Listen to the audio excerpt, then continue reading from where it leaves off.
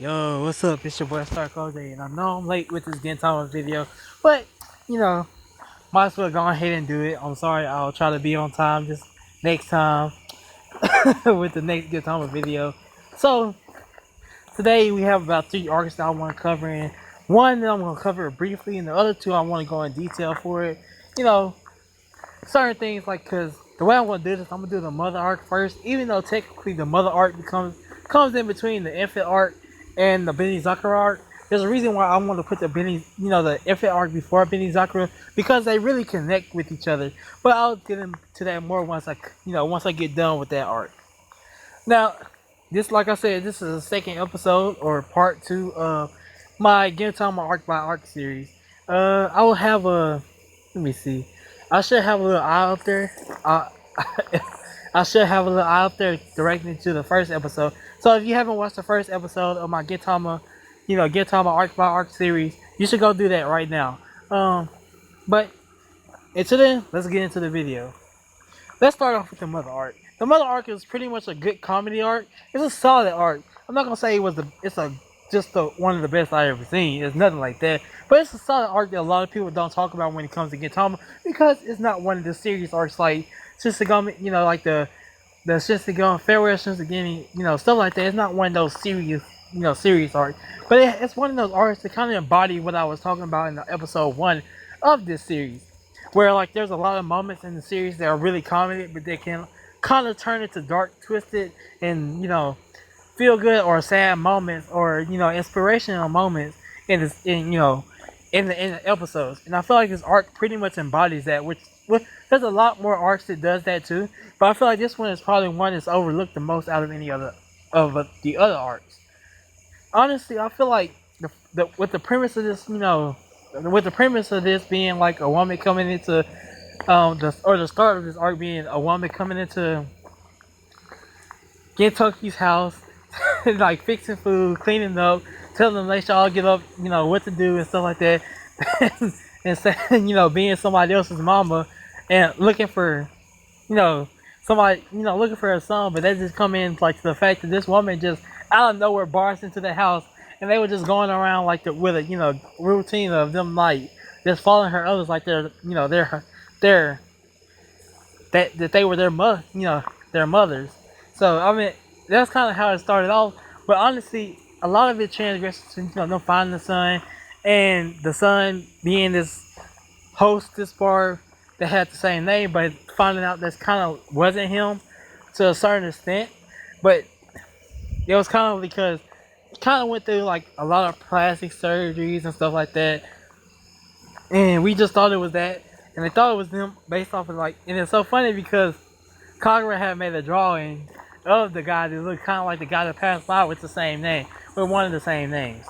But like I said, it was something that started off kind of funny. But I feel like what's the darkest moment, like the sad moments or the feel good moments of the arc, and the main like thing that kind of touched me with this arc was kind of how there was, even though that you had the guy that was named Hachima, he would was it Hachi something close to that where to the actual it was the actual guy the name that the woman was looking for, but it found out that it was a transgender, a transgender, so it was somebody else, not her son. And to find out that like the son had changed his name, they had changed his appearance, changed everything about him. And once she got in trouble, he did everything to do to save her and stuff like that. And it was so much more impactful at the end when, you know, she sends him a letter after nobody told her that that was actually her son, who changed his name to Kyoshiro. It was so amazing to see like a letter sent back of how she still loves him, how she even noticed when nobody told her, and how she still know that was her son even throughout the changes, and she still didn't berate him, she didn't call him out, she still loved him for her son, and she still like sent him lunch back as everything else. Honestly, I feel like it was a great touching moment, especially how comedic the arc started off to how well it ended off on kind of the same little joke that it started off with, made it flow so well within this arc. Honestly, with the same thing with the Gintama arc, there's a lot of 3 episodes arcs, a lot of 4 episodes arcs, and I feel like honestly none of them feel too short or feel too long. And I feel like this one also follows by that rule. And it feels so good that it was able to start on something and end up on the same thing, with making both of them have two different tones. The first time when she told me to, twin, it was like kind of a joke.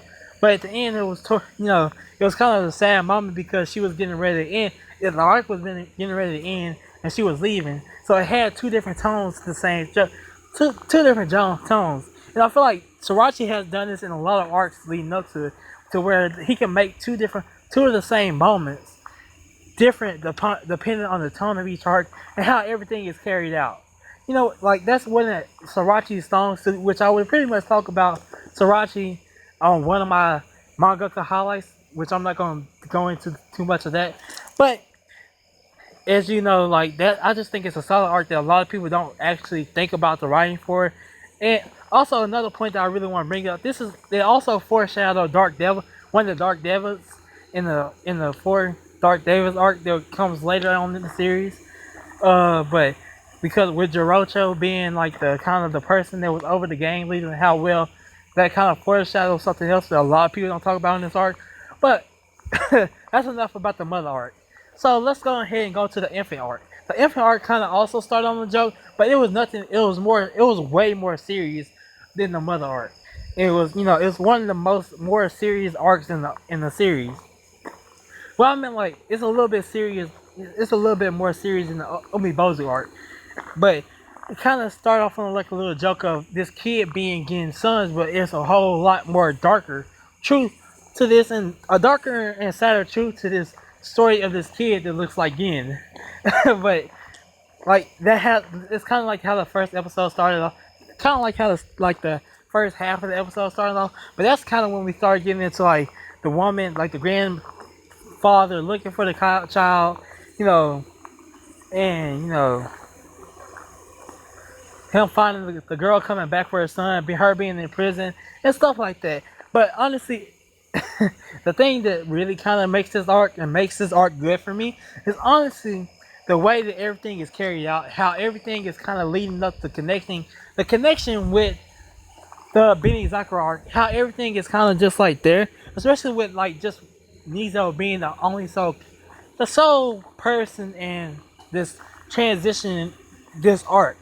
But I feel like honestly it was really great, like for as well as how the story of the maid, the mother of the child, and the father child, the child came to be. How he was really sick, and instead his father wanted to put so much time and effort into trying to save him because he had the same disease that his wife had, but the son rather be like a sakura blossom, only comes and goes really quickly, but wants to have a fun and a joyful life instead of living long and being stuck up to machines and not being able to know if he's ever going to be able to get out of bed and to go enjoy life. And the story of the servant, the story of the maid that was hired to take care of him, how she ended up really truly into loving him after he kept on playing jokes with her, and he thought and wanted to actually raise a family with him without those restrictions, and actually wanted to abide by his rules.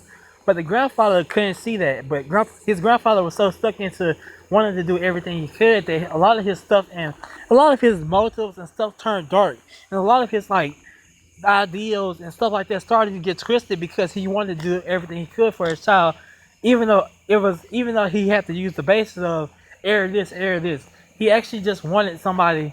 It wasn't that he was pretty much just that desperate for somebody to become an heir.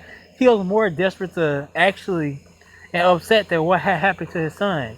So I feel like honestly it's a great arc that came with a great conclusion, and like honestly the connection between the two because of Nizo is kind of something that was interesting when I started looking back at certain things that happened in each arc. Honestly, it's just really great that how well the transition, and I feel like honestly it has some of the great colorways and honestly just the relationship and dynamic between Gin and Lil Gin. I'm just gonna call him Lil Gin. It's something, and I honestly kind of wish they would have met like further on. But I don't really want Sorachi to do like a sequel to Gintama because I feel like Gintama ended off perfectly as it was. But yeah, now let's get into the main arc that I really want to talk about this, and the Benizakura arc. The Benizakura arc was it kind of like the big arc involved with Takasugi and his and the kid. I'm gonna get this kind of wrong because I want to say his is the hentai, not the.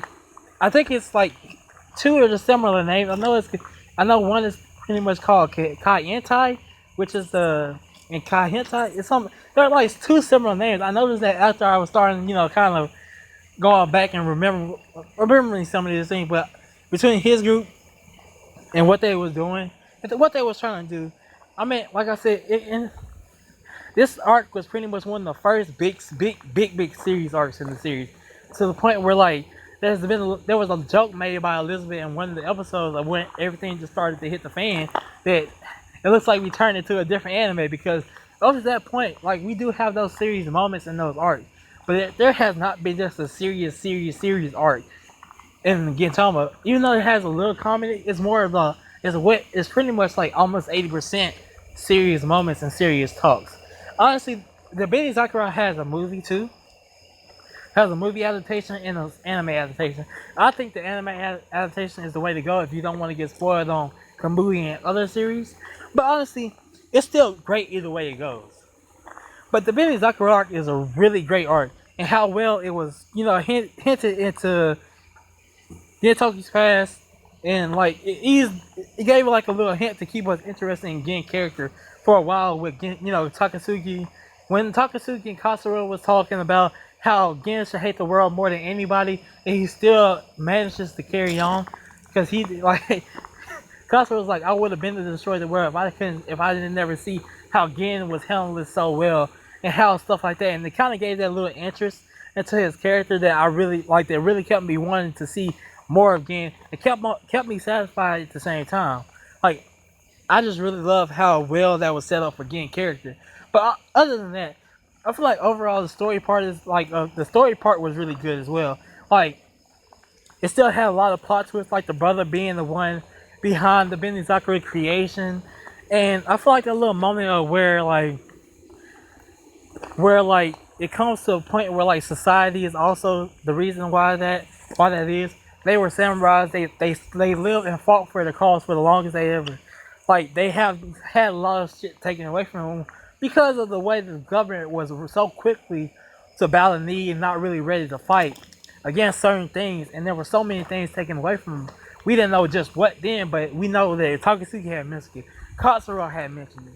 Gitoki hasn't really talked about it that much, but we can insinuate that since he was in the same situation, there's probably things he had lost as well. And I feel like, honestly, it was one of those biggest moments of like, Takasugi really wanted to destroy everything because of everything that was taken and destroyed from him.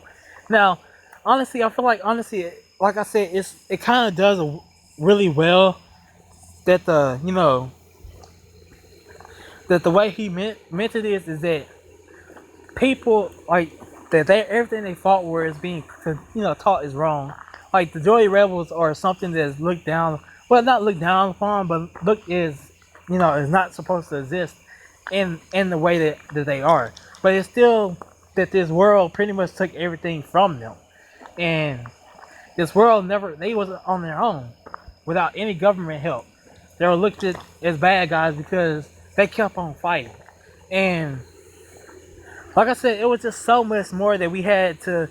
It not only gave us that little itch into Gintoki's character, but it gave us that little inch into both, Kasura's and Takasugi's character, and made me interested in more in each of them. And but I mean, like, honestly, there's just a lot of great moments and narratives in this story. Honestly, like I said, you got the sub story between the brother and the sister, which I really enjoyed, and I enjoyed the way that he went out.